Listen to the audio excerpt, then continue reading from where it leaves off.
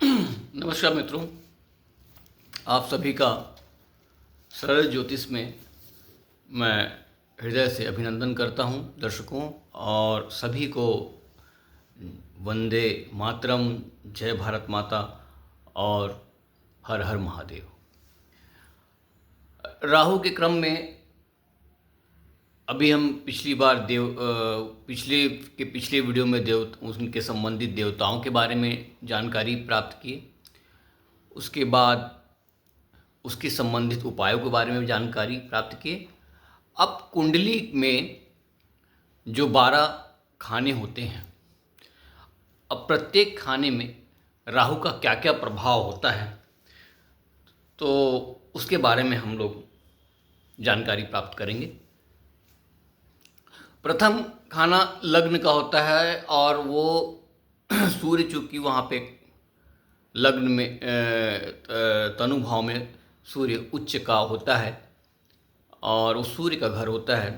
और आप सभी जानते हैं कि राहु और सूर्य आपस में दुश्मन ग्रह है, वो ग्रहण कर लगा देता है राहु। तो निश्चित ही तौर पे ऐसे व्यक्ति का आत्मविश्वास अच्छा नहीं होगा अगर वो लग्न में होगा तो, या यूँ कहें कि आत्मविश्वास में किसी न किसी प्रकार की कमी उसे जरूर प्राप्त होगी। एवं पेट से संबंधित रोग से ग्रसित रहने वाला व्यक्ति होगा लग्न पर राहु होने से। दूसरा, यदि अगर वह धन स्थान पे आ जाता है तो व्यक्ति को, चूंकि वृष राशि में उच्च का होता है राहु, तो धन तो व्यक्ति को तरह तरह से प्राप्त होता ही रहेगा और कुटुंब में लेकिन थोड़ा सा अशांति जरूर वो दे देता है। और उच्च का फल राहु होने से व्यक्ति के धन को प्राप्त करने की जो लालसा है उसको भी बढ़ा देता है। तृतीय भाव में राहु यहाँ पे भी मिथुन राशि में होने पर वो उच्च का हो जाता है, व्यक्ति के पराक्रम को बढ़ाता है। लेकिन बुध के ग्रह में होने की वजह से कहीं ना कहीं व्यक्ति कन्फ्यूज़न या डबल माइंड का इंसान भी बन जाता है। पर वो क्रिएटिव भी होता है, उसके पास अनेक प्रकार के क्रिएशन होते हैं, वह बहुत कुछ विधाओं का जानकार होता है तृतीय भाव में राहु होने से। साथ में छोटे भाई बहनों का सहयोग भी मिलता है ये, लेकिन अगर कोई शत्रु ग्रह आ जाए तो वहीं पे वो विरोध भी हो जाता है। चतुर्थ भाव में माता का यहाँ पे फिर प्रेम कम मिल पाता है, क्योंकि कर्क राशि में राहु अच्छा फल उतना नहीं देता। माता भी और जो चतुर्थ स्थान भवन का भी है, घर का भी है, तो कहीं ना कहीं मन की अशांति, घर में आने पर अशांति, मन में थोड़ा अशांति, इस तरीके से माता से अनबन कहीं ना कहीं हो जाती है। पंचम भाव में संतान उत्पत्ति में समस्या देता है, विद्याओं में बाधा डालता है, लेकिन अन्य किसी विशेष विषय की जानकारी में भी पारंगत करता है गूढ़ विद्याओं में पंचम भाव का राहु। छठवें भाव में यहाँ पे भी राहु जो है कहीं ना कहीं उच्च का हो जाता है, कन्या राशि में होता है और उच्च का फल देता है। ऐसे व्यक्ति के शत्रु उसके सामने टिक नहीं सकते हैं। कहीं ना कहीं रोगों को भी वह शांत करता है, उतने रोग उत्पन्न शरीर के अंदर नहीं होते हैं। सप्तम भाव का राहु पत्नी स्थान, व्यक्ति की पत्नी जो है वो से उतना इन लोगों का आपस में अंडरस्टैंडिंग सही नहीं हो पाता है।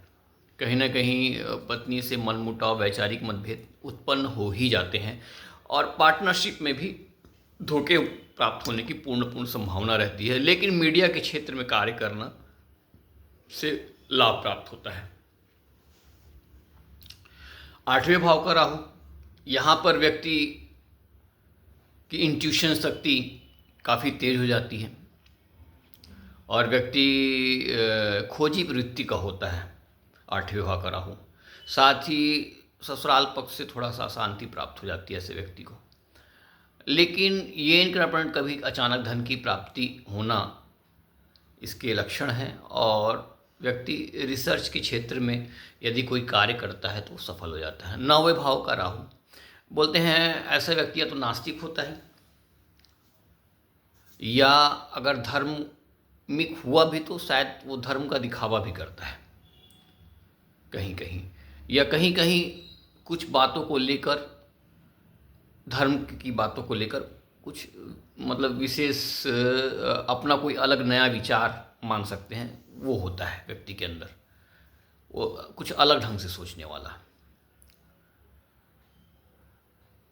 और भाग्य की वृद्धि में थोड़ा सा समस्याएं उत्पन्न होती हैं। व्यक्ति भी किसी को कार्य को करने के लिए काफ़ी संघर्ष करना पड़ता है।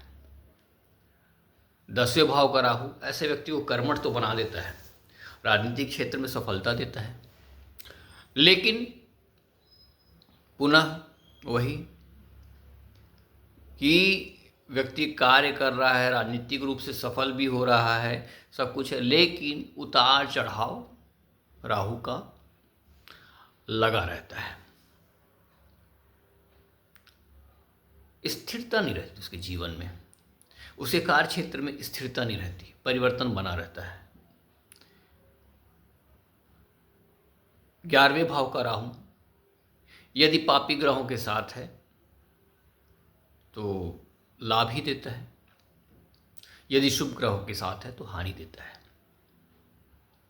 बड़े भाई बहन अगर राहु कहीं उच्च का हो गया 11वें भाव में जाके, तो जो बड़े भाई बहन किसी ना किसी ऊंचे पद पे या ऊंचे मुकाम पे होते हैं।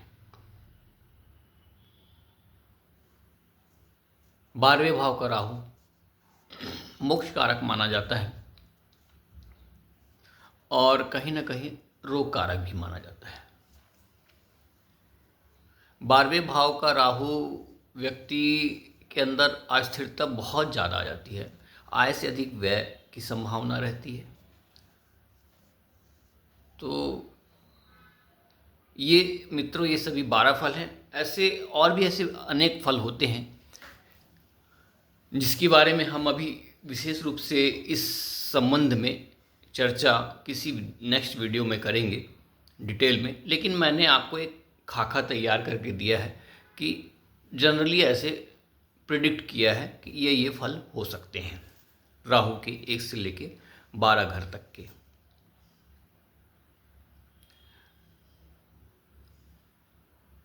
अब राहु का जो आप नंबर है, इनके बारे में भी जान लीजिए। राहु का नंबर 4 है,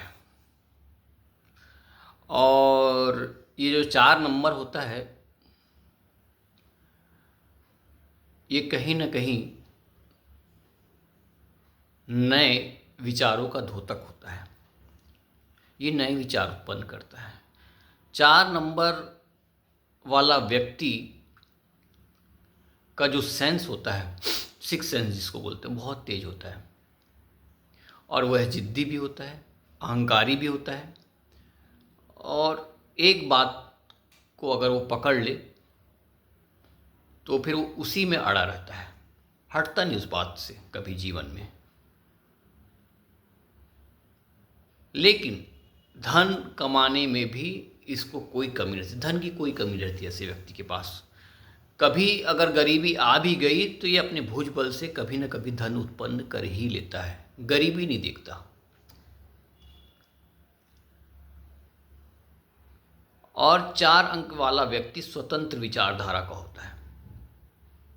इसके अनेक मित्र भी होते हैं, लेकिन अच्छे मित्र कुछ एक ही होते हैं, और ये सब पर कभी विश्वास नहीं करता, और ये खुद भी सबके विश्वास के योग्य नहीं होता।